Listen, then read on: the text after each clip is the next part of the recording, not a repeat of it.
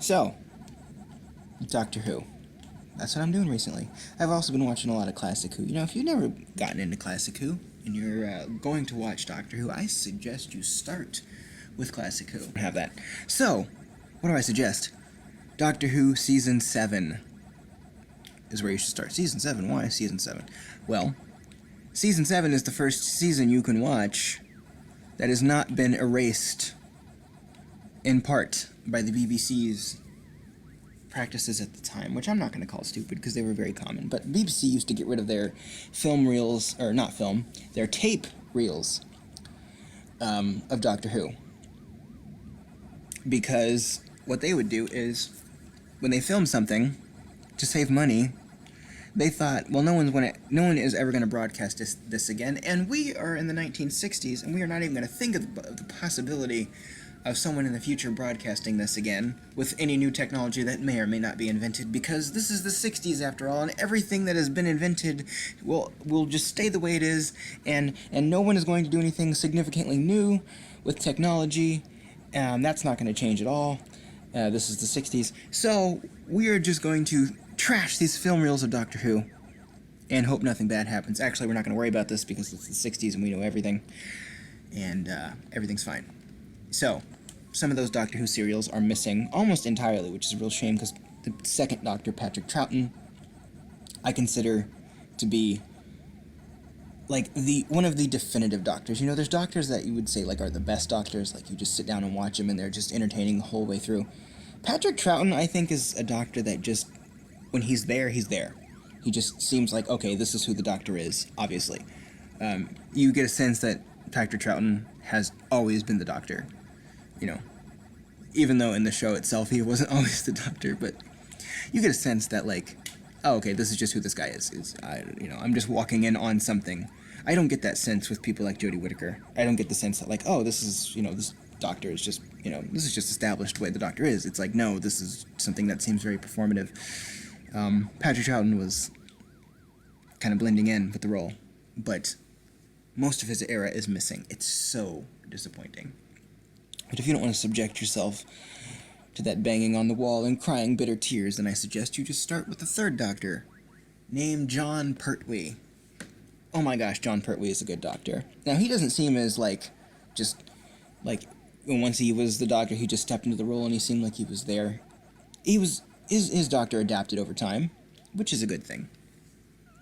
But his era of Doctor Who, I consider to be just from start to finish, probably the best era of Doctor Who. There is definitely a place for, the black and white Doctor Who era, especially with Patrick Troughton, which people should really watch that. I cannot believe there are so many Doctor Who fans who have just never, gotten down with Patrick Troughton's Doctor and William Hartnell's Doctor, but especially Patrick Troughton's Doctor, with that era. They've never gotten down with that, and I just can't believe that. But the third Doctor's era, and minor spoilers, he was trapped on Earth because he got in trouble with the Time Lords, and they decided to banish him to the Earth, and he had to stay there. And he was working with Unit, which Brigadier Lethbridge Stewart, another character they didn't really bring back very much from Old Who to New Who, which is a real shame. But the Brigadier was a staple character in Classic Who. In that era, with him and the Doctor kind of palling around on Earth for most of his run, you wouldn't think you could make that work very well, but oh my gosh, those stories are they're just great, I think. And a thing I really like about the third Doctor is he uses karate on aliens, which is so funny. And, a lot of New Who fans especially who are, into the Doctor kind of turned into a pacifist in New Who, which is good because he was really trying to avoid being violent, and I think that's a positive direction, especially for a male character, which the Doctor was when this came about. Oh, that was disappointing. But, it's a lot of that's just revisionist history, because he's I never would. And I'm like, did you watch Classic Who? Because I'm pretty sure you did. But, the third Doctor, when he used karate, and this was not him using guns or anything, when he used karate, what he would do is try to avoid hurting people, but also avoid people from hurting others. It's called Venusi Nikito.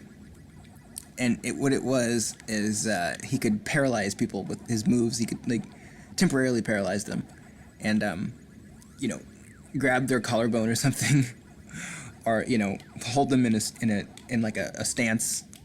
And you can tell by my terminology that I'm a martial arts expert, obviously. But he would keep them in those positions, and that would prevent them from hurting people. And it was really funny because he would make these noises like, ah, damn it! And jokingly and in the Honest Trailer, they called him the Kung Fu Action Austin Powers Doctor, which is, pretty accurate. And it's great.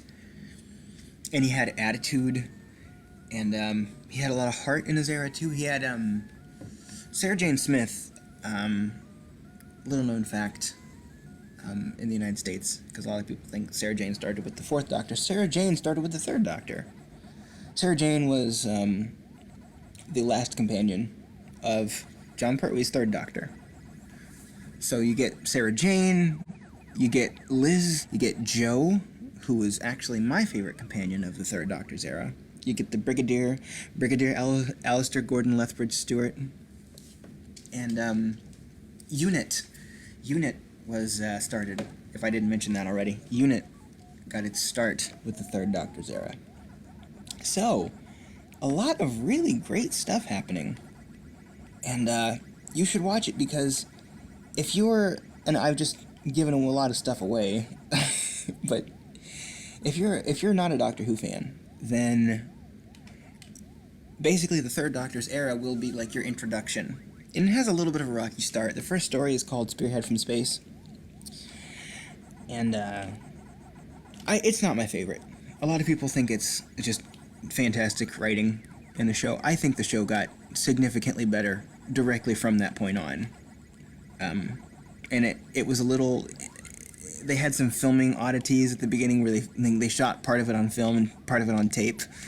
And so, like, it's jumping back and forth in quality during the episode. Oh no! I thought you were going to turn the other way, little blue dude. Jumping back and forth in quality. And it's a little... Anachronistic is not the right word, but I'm going to say anachronistic, which is funny given Doctor Who. It's a little hard to get into, especially if this is your first episode, but hey, it only gets better from there, so maybe that's a good thing. I will say, Doctor Who in the past was split into parts. So you had like 4 parts was the norm. So you would have like Spearhead from Space Part 1, Part 2, Part 3, Part 4. And sometimes you'd have even 7 parts or even 10. And Trial of a Time Lord, which was season 23, all one story, had 14 parts. So I recommend watching 1 episode a day of that, because you were meant to watch those a week apart. If you try to watch a whole story in one day, like all the parts, you will get burned out. You will not like it. That's what I did in the beginning. Watch Spearhead from Space Part 1, Doctor Who Season 7, Episode 1. Again, starting that from, because that's a new Doctor, and it's the first season you can watch that has not been erased, and that was when they really kind of nailed down more of the modern format. I think you should start there. Season 7, Episode 1, Spearhead from Space Part 1. Watch that. Wait a day. Watch the next one. Season 7, Episode 2, Spearhead from Space Part 2.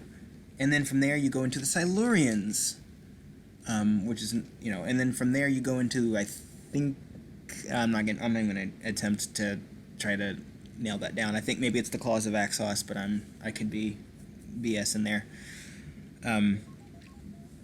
But the season ends with a story called Inferno, which I remember watching that story. I think I was probably, I'm going to say it's 2014, which means I was 22 when I watched that for the first time. I'm 29 now. And oh man, I'm so glad I spaced that out. I'm so glad I watched it, because I got to watch Spearhead from Space. I got to watch Inferno over the course of a week, and it just got more and more exciting. I didn't know what was going to happen because it was so far removed from the new era. I got so engrossed in that. And this has never happened before with Doctor Who up to this point.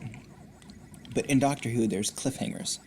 That was one of the main things. It's kind of one of the memes about the classic Who. Is just like every episode, except for like the final episode of a story, it just ends on some cliffhanger. Like they have to think of a cliffhanger for every episode, and sometimes they're just laughable, and sometimes they're really good. But with Inferno, this was the first time ever that there was a cliffhanger in Doctor Who, and as soon as I heard that music, the sting come in, that signifies the end of the episode, I went, oh, like I was so like, no, please don't end it there, which was great because that's probably what people did in the 70s when that episode aired. They were like, oh no, I want to see what happens. Which, it's funny because my mom did that one time too. I showed her, I think it was called, it wasn't Battlefield, it was definitely a 7th Doctor episode, with the Cybermen. And like, the Cybermen stepped out of a spaceship, and they were pointing their guns at the Doctor, and the end credits music came on, and Mom went, "Oh no, I want to see what happens." So, it's so fantastic when the show does that. I feel so lucky that I didn't get killed by that ghost. There's so much joy that you can get from Classic Who that I just think new Who fans don't experience. And is New Who a better show? I think almost definitely. I think New Who is almost definitely the superior offering of the two. Just in terms of just consistent quality themes. It's more modern, of course, because it's came out more recently. And yeah, you will enjoy that more, especially as a casual fan. But like Classic Who, it has a formula and a cheesiness that's like it's almost like they just embrace it, because the show had such a little budget back then that it's like it was not as professionally made, but it just kind of works in a way. It's hard to explain, but some things when the effects are bad, you're just like, oh man, that's so bad. But with Doctor Who, it's like half of the time the show is great, and the other half of the time, things are landing, the effects are working, and all that stuff. The acting's there, but the other half of the time, the effects are either cheesy or over the top, and like there's this weird cohesion that you get from those two things, where it's like you're watching the show, and you're just like, oh, that's so cheesy, I love it, and then the other time you're like, I love it, it's great. Which is not to say the show's great all the time. I mean, the show can be great. There are some episodes that are just kind of god-awful and boring. It really started to happen, I think, in the 4th Doctor's era, which, a lot of people would want to crucify me for saying that the 4th Doctor's era was worse than the 3rd Doctor's era, because the 4th Doctor, of course, is Tom Baker, who is the most beloved Doctor objectively. I think when you poll people, every time, Tom Baker, it's not even close. People love his Doctor, which is impressive considering that there are 13 Doctors at this point. To have a Doctor who's just like the clear winner for being most beloved. But I really think the writing in his era, because I think it switched from... Okay, I'm going to take a stab in the dark here. I think it switched from Terrence Dicks to John Nathan Turner. Yeah, I'm almost certain that's correct now. Terrence Dicks to John Nathan Turner. During that time. And the show really did kind of start to take a nosedive, and I think it had started happening before then. And then, of course, after the 4th Doctor, we got into the 5th Doctor's era, which was Peter Davison, and that's when the writing really started to get bland sometimes, where you're just like, oh my gosh, what is happening? Although I do think the 5th Doctor's first season overall was good. I enjoyed it. Season 19, which, I mean, the other thing, too, is you sound like a lunatic when you're talking about Classic Who. You're like, oh, I like Season 19. And people are like, Season 19? And even when you're talking about New Who, you're talking about Season 13. That's really Season 39 of Doctor Who, which is insane.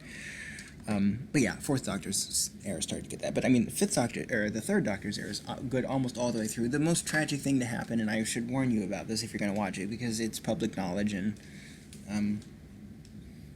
it's something you should be prepared for, which is that the guy who played the Master, and the Master, of course, started in the Third Doctor's era too. The guy who played the Master, who went by the name, his name was Roger Delgado.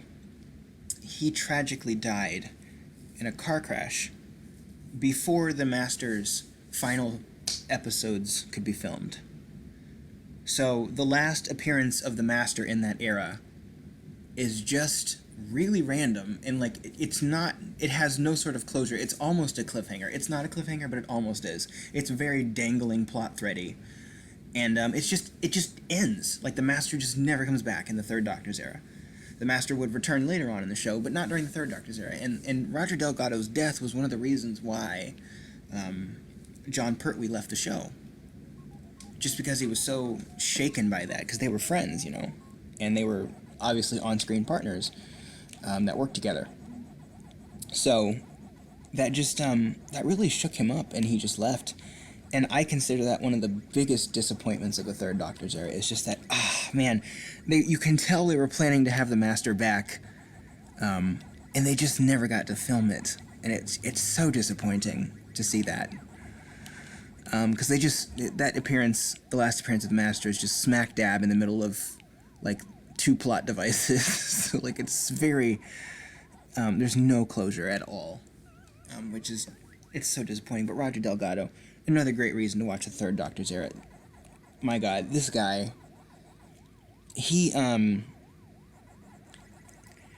delivered a lot of the nuances of the Master that were seen in later Who, which surprised me significantly, because I was expecting to see in the, from the Third Doctor's era, to see the Master kind of be like this,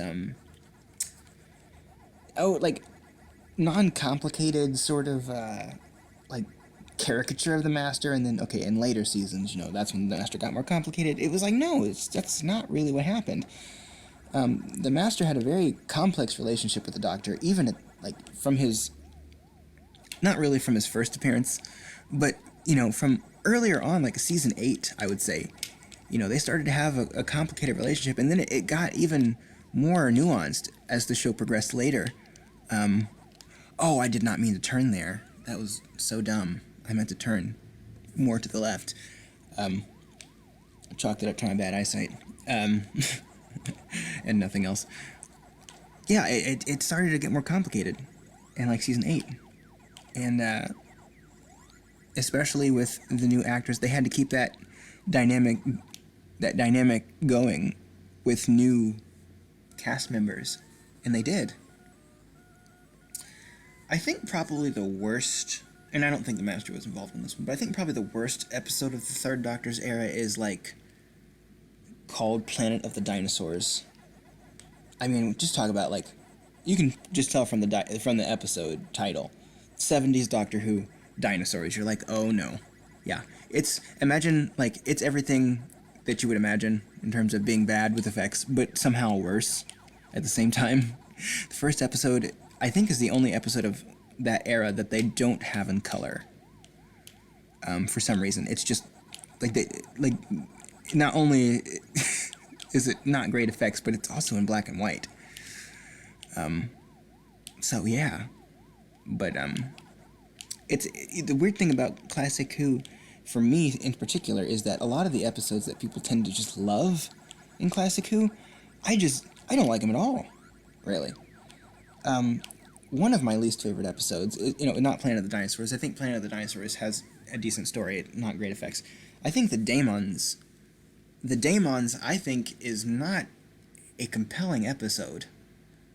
It does have a great moment in the beginning, which I won't spoil, but it has one of the funnier moments with the Doctor and the Brigadier.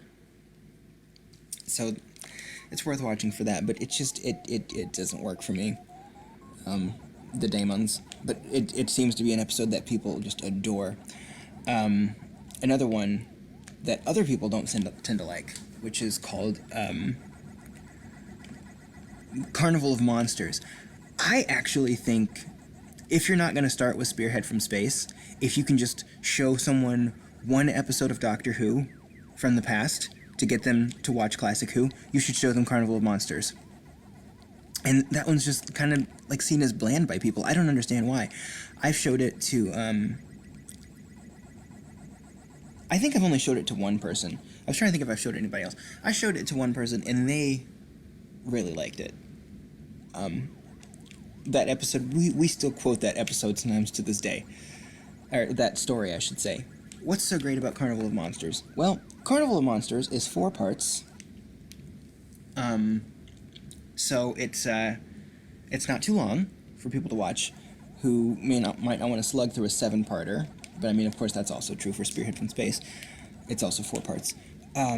It's got really good stuff in it when it comes to time travel. It's got a really clever plot. It's got great supporting side characters. It's got great humor.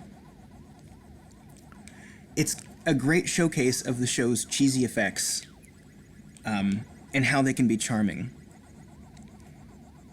And it's got a good explanation of, like, the TARDIS as well, I think.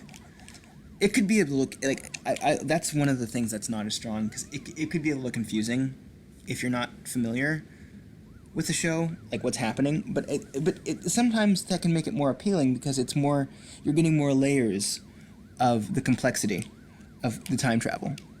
So it's, or the, you know, the dimensionally transcendental nature of the TARDIS, I'd say. So that's cool. And above all, it's fun to watch.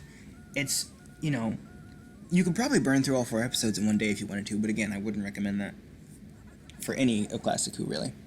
But, yeah, it's just fun, and it's funny, and it's something that people will like. A really negative thing about Carnival of Monsters, though, is that for some reason, it's just, the quality is so bad on that episode. I don't know if it's a problem with, like, the tape was badly stored or something, but, like, the quality on that episode, gosh, I wish it was better. I wish the quality on the episode was better, because it's, like, it's so grainy. Or not grainy, I guess grainy wouldn't be the right word, because it's tape and not film. It's fuzzy. It's fuzzy and dark, and it just looks dirty. The credits, like, the edges of the words are, like, kind of, like, the reds are crushed by the background, and the edges of the words are, like, kind of, like, they have that very composite video look. It's so disappointing. But, and I think, like, all 4 episodes are like that. But at least, it's a real good story. I think you could probably show it to someone on a CRT television and it would be passable. Wouldn't be great, but you could show it to them on there. Probably the way you should watch it. The episode also has, like, some eye-rolling sexism in it, but not on the part of the Doctor. It's the side characters, which is usually the case with Doctor Who. You know, there's some sexism in the show a lot of the time in the writing. But it ages a little bit better than you would think, because the Doctor is not the one engaging in the sexism a lot of the time. It's the side characters besides him who have their own their own ideas about, you know, the gender of the side cast and stuff, like the supporting cast and all that. And a lot of times there's feminists in Doctor Who. I mean, you know, it's the 70s and feminism, and so you have very outspoken female characters who are saying, screw you and your gender stereotypes a lot of the time. Which is something I alluded to earlier with this. That was a really great timing I just did right there with that ghost. It's something I alluded to earlier with the show having been political for quite a while. But even in that context, some of the jokes you just wouldn't write like that nowadays because of modern sensibilities. But yeah, like, it's Carnival of Monsters. I think it's season... Is it season 10? No, it can't be season 10, because that's when we got Sarah Jane. It's season 8. By the way, speaking of season 10, first story of that season, still really good. That's another jumping on point. People could watch Doctor Who Season 10 because that's when you get Sarah Jane. We got Sarah Jane in Season 11, not Season 10. Which, incidentally, Season 11 is also the season where we got Invasion of the Dinosaurs, not Planet of the Dinosaurs. No, I did not record this later and edit it in. How dare you accuse me of such things? Yeah, I obviously did that. Yeah, this is one of the only times with Pac-Man Thoughts that I actually went back and recorded something later because I just got so many things wrong earlier on.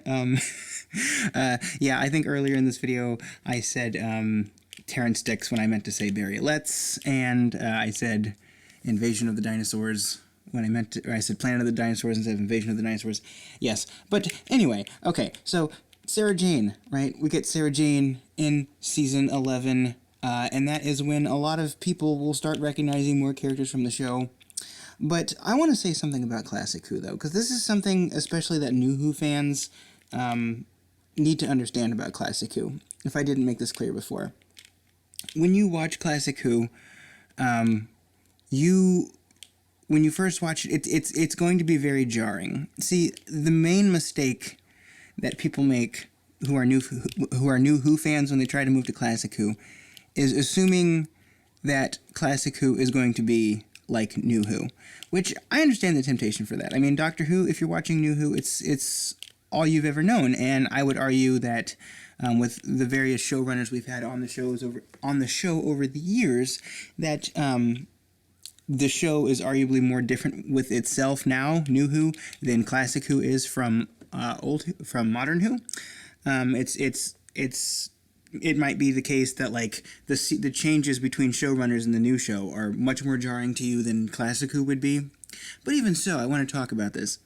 You basically have to think of, if you're starting with the third Doctor's era, and it's different for every Doctor's era, of course, just like with New Who, Classic Who is different in every era.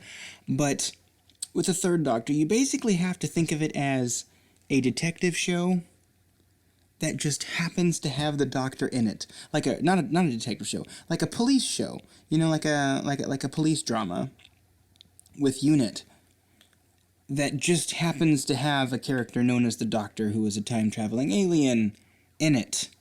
And that doesn't mean it's not interesting, and that doesn't mean that Unit is like New Unit. It's that's back when it was still United Nations Intelligence Task Force, and it was much more of a pure military operation that dealt with extraterrestrial things rather than the kind of Torchwood-esque direction that Doctor Who ended up taking after that with Unit.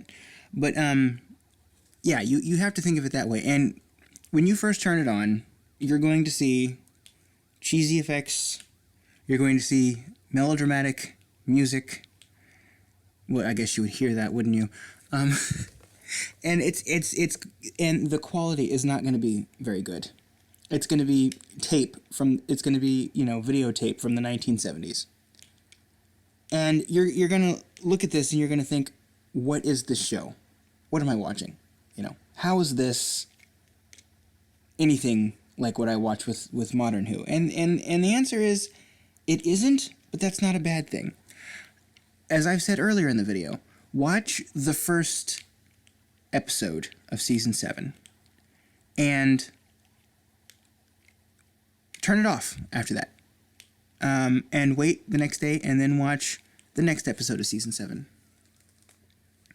Because what's going to happen is, think about how TV was back then in the 70s and how they wanted you to have a week to digest things. A lot of the less important things, because stories on television were not nearly as connected back then.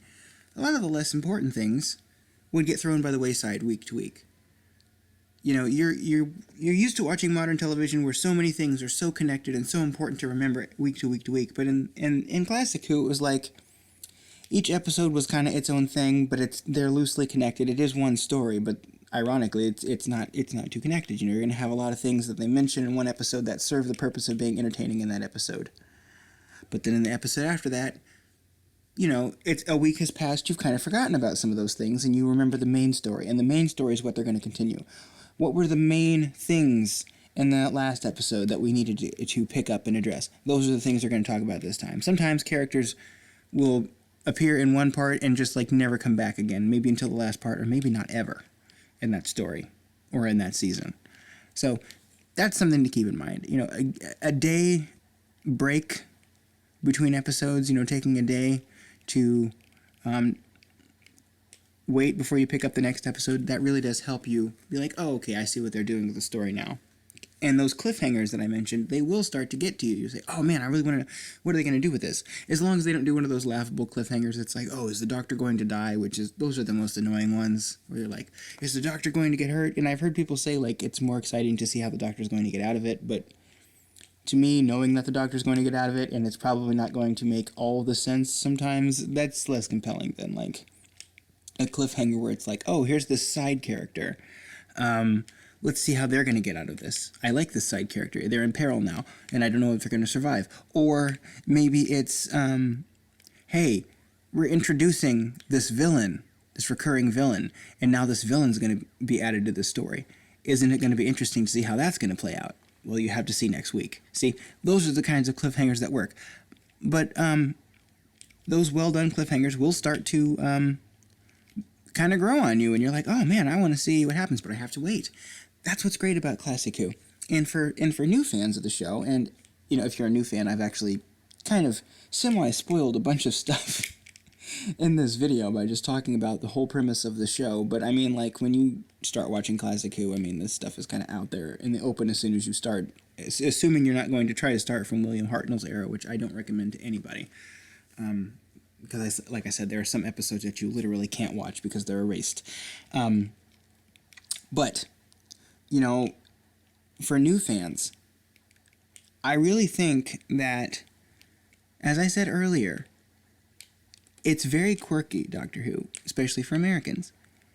A lot of this stuff just kind of comes out of nowhere, and it doesn't hook you in necessarily. And a lot of people might think, what are you saying about that? Well, that was kind of the way it was for me. A lot of those things didn't hook me in immediately. But Classic Who did. I watched a few episodes of New Who, but when I started watching Classic Who, that's when I was like, oh, I see what they're doing now, because I like the Twilight Zone back then, and I was watching Patrick Troughton's era. It will introduce characters to stories, like those serials, like the 4-parters, 7-parters.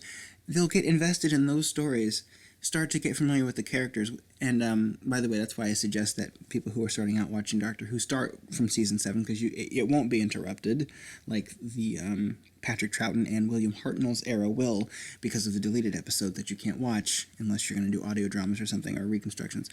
It won't be interrupted, and you can get more invested in these new characters. You can follow one character, which is the Doctor, for 5 solid seasons. Wait, is that right? 7, 8, 9, 10, 11. Yeah, 5 solid seasons. You can follow the same character and recurring side characters. And by the time that you get to the end of the 3rd Doctor's era, as a New Who fan, New Who fan. What I mean is literally a new fan. If you haven't seen New Who and you're just watching this, you will be familiar with the concepts by the time you get there, because they will talk about the TARDIS and the Time Lords and all the things involved in regeneration. You'll learn about with when the 3rd Doctor regenerates. Not necessarily everything, but I mean, it's a pretty simple concept, and it was explained in Classic Who a few times. Every time they had a new Doctor regenerate, it wasn't as solidly established back then as it is now. But, Classic Who fans at the time still understood it well enough. It's Doctor Who is fundamentally a very simple show that adds a lot of gobbledygook on top of it to make it complicated. But it's just a guy traveling through space in a time machine. He picks up some people who are his companions sometimes, and when he gets old, then his body regenerates. It's a very simple concept. It sounds weird, but I mean it's pretty simple to pick it up. So I think people watching Classic Who can get into it that way, as long as they understand these things. And this might not be the best video for people to watch who are actually not never seen Doctor Who, because I keep talking about all the things from the show. But if you know someone who's waiting to watch Doctor Who, maybe you should try to give give them a chance to watch classic and see what they think, because I haven't seen almost anybody do that. Actually, I don't know if I've seen anyone do that at all. Like someone who's never seen Doctor Who starting with classic. Yeah, I can't think of anyone. Besides people I know who watched it at the time. But I'm very curious to see how modern audiences would take to Classic Who. I just know for myself, the reason I'm saying this is because I think if I would have started with that era of like black and white Doctor Who and just, or even, like I said, John Pertwee's Doctor Who, which is what I recommended to begin with, I think I would have taken to it a lot better, because I loved classic TV at the time. And like, oh, okay, if I would have caught like Doctor Who on television, like when I was 12, 13, and they just were showing individual John Pertwee episodes. Of course, I don't have a TARDIS, so I can't get back in time and know how myself would have reacted to that. But I'm pretty sure I would have taken to it, you know, and that's why I would recommend that. And then by the time they get to modern Who, then they're passing, you know, they have a passing understanding of the show, and these things will be explained even further, and you know, they can really appreciate it from the get-go, from episode 1. And, you know, Russell T. Davies, when he revived the series, he had to appeal to new fans and explain it, and also appeal to people who had been watching Doctor Who since its inception, and I think he did that expertly. So that is not a problem for people who are going to be picking up the show on season 1 of New Who. They will like it just as much, I think. And overall, like I said, Classic Who, it's a mixed bag of cheesy effects and a lot of complicated, over-bloated stories and some hit-or-miss acting. But it's so unique that I think it just works.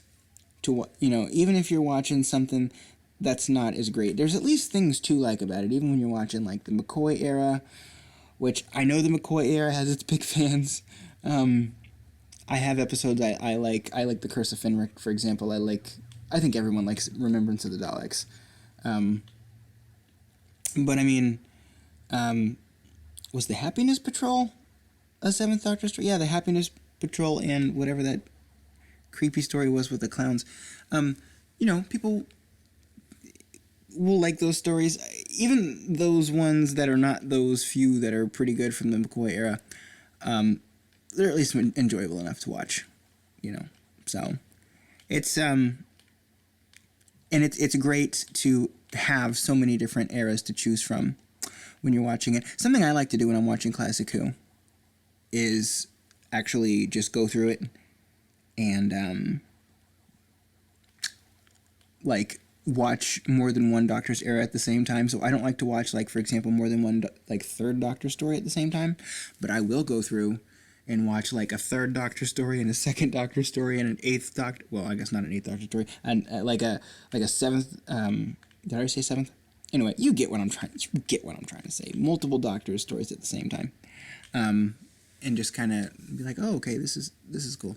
And another great thing is just, if you don't like the current story you're on, just wait, and there'll be a new one.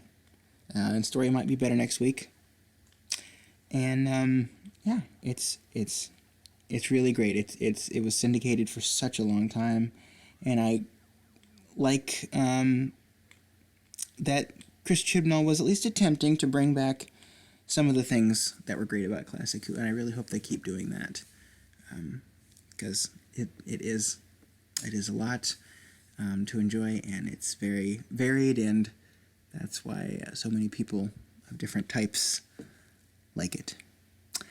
That is my TED Talk on Classic Who. I hope you enjoyed this. I know this was a very, very long episode of Pac-Man Thoughts. But until next time, I will see y'all next time. Bye-bye.